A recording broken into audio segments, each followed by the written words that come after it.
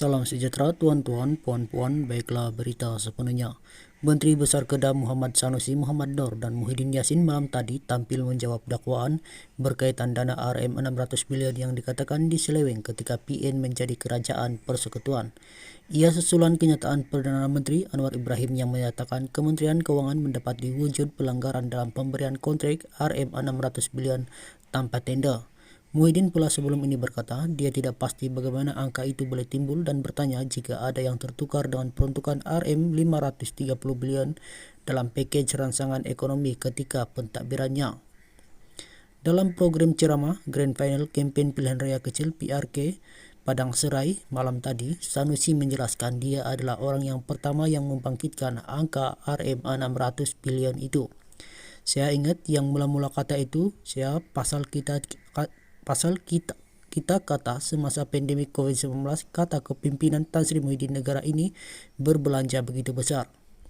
Macam-macam program kerajaan buat untuk bantu rakyat berdepan COVID-19 yang tak pernah kita hadapi, sekurang-kurangnya sekitar Rm 600 bilion dibelanjakan, saya kata.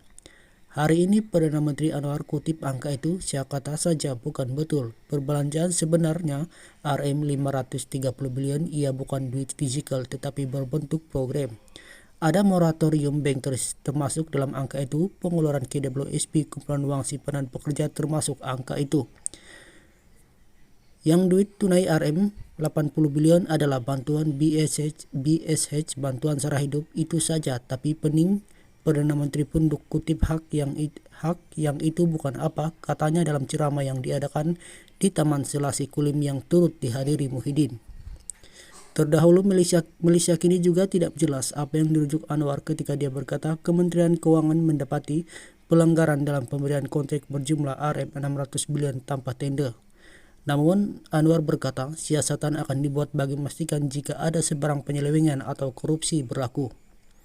Namun, antara proyek kerajaan terdahulu yang kini diperhatikan adalah kontrak rangkaian 5G yang menurut Anwar dibuat tanpa tender. Sementara itu, Muhyiddin menegaskan Anwar sepatutnya membuat siasatan terlebih dahulu dengan fakta dan bukti sebelum mengeluarkan kenyataan berbentuk tohmahan. Kita pengurus PN itu lagi, jangan hanya sebab 1-2 orang membangkitkan sesuatu cerita lalu, kerajaan membuat tuduhan bagi menjatuhkan image dan marwah PN. Dia boleh cari data, kalau tak puas hati siasat betul-betul. Dah dapat kenyataan yang betul baru boleh keluarkan kenyataan. Ini dia kata kemungkinan jangan buat begitu.